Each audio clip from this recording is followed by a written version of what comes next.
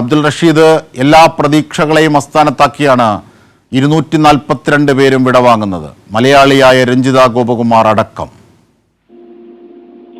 അജിൻഷാദ്, തീർച്ചയായും രാജ്യത്തെ നടുക്കിക്കൊണ്ടുള്ള അല്ലെങ്കിൽ ഏറെ ദുഃഖത്തിലായിട്ടുള്ള വാർത്തയാണ് ഇപ്പോൾ അഹമ്മദാബാദിൽ നിന്ന് നമുക്ക് റിപ്പോർട്ട് ചെയ്യാൻ സാധിക്കുന്നത്. നേരത്തെ തന്നെ അപകടത്തെ തുടർന്ന് മരണസംഖ്യ ഉയർന്നേക്കുമെന്നുള്ള ഒരു ആശങ്ക നിലനിന്നിരുന്നു. എന്നാൽ ഇപ്പോൾ അത് അഹമ്മദാബാദ് പോലീസ് തന്നെ സ്ഥിരീകരിക്കുകയാണ്. വിമാനത്തിലുണ്ടായിരുന്ന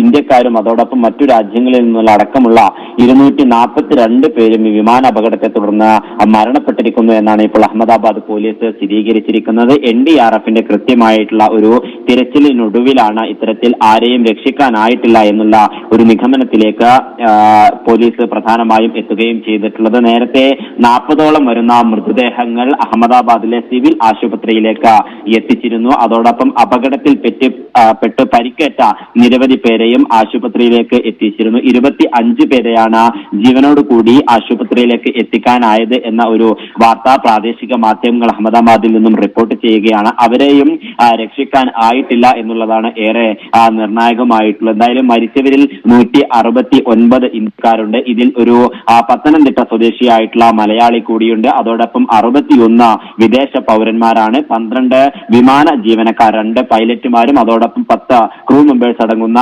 12 വിമാന ജീവനക്കാരാണ് ഉള്ളത്. അതോടൊപ്പം പ്രമുഖനായിട്ടുള്ള ഗുജറാത്ത് മുൻ മുഖ്യമന്ത്രി വിജയ് രൂപാണിയും ഈ അപകടത്തെ തുടർന്ന് മരണപ്പെട്ടിരിക്കുകയാണ്. മകളെ കാണാൻ ലണ്ടനിലേക്ക് പോയതായിരുന്നു വിജയ് രൂപാണി എന്നതാണ് വിവരം. 2016 മുതൽ 2021 വരെ വിജയ് രൂപാണി ഗുജറാത്ത് മുഖ്യമന്ത്രിയായിരുന്നു. പിന്നീട് രാജ്യസഭാ അംഗം കൂടിയായിട്ടുള്ള നിരവധിയായിട്ടുള്ള ചുമതലകൾ അദ്ദേഹം വഹിച്ചിട്ടുണ്ട്. എന്തായാലും രാജ്യത്തെ തന്നെ ഏറെ ദുഃഖത്തിലാക്കിക്കൊണ്ട് തന്നെയാണ് ഇപ്പോൾ അഹമ്മദാബാദിലെ സർദാർ വല്ലഭായ് പട്ടേലിൽ നിന്നും പുറപ്പെട്ടിട്ടുള്ള എയർ ഇന്ത്യ വിമാനം നിലം പതിച്ചിരിക്കുന്നത്. അതേസമയം ഈ വിമാന അപകടം ഉണ്ടായിട്ടുള്ള മേഖലയിലും വലിയ അപകടങ്ങൾ ഉണ്ടായിട്ടുണ്ട്. പ്രധാനമായും ഈ ഹോസ്റ്റലിൽ MBBS വിദ്യാർത്ഥികളും നഴ്സ് പഠിക്കുന്ന വിദ്യാർത്ഥികളൊക്കെ തന്നെയും ഉണ്ട്. ഈ ഹോസ്റ്റലിലേക്കാണ് വിമാനം പ്രധാനമായും ഇടിച്ചു ചെന്നിട്ടുള്ളത്. ഇതിൽ നിരവധി വിദ്യാർത്ഥികൾക്കും പരിക്കേറ്റിട്ടുണ്ട്. അവരുടെ നില ഗുരുതരമായി തന്നെ തുടരുകയാണ് എന്നുള്ളതാണ് ആശുപത്രിയിൽ നിന്നും നമുക്ക് ലഭ്യമാകുന്ന വിവരങ്ങൾ. ഇത്തരത്തിൽ കൂടുതൽ മരണങ്ങൾ ഇനിയും ഉണ്ടാകുമോ എന്നൊരു ആശങ്ക ഇപ്പോഴും നിലനിൽക്കുകയാണ്. ഈ മേഖലയിൽ പൂർണ്ണമായും തീയണക്കാൻ അഗ്നിരക്ഷാ സേനക്ക് ആവുകയും ചെയ്തിട്ടുണ്ട്. പിന്നീട് ദില്ലിയിൽ നിന്നും ദേശീയ ദുരന്ത നിവാരണ സേനയുടെ 90 അംഗ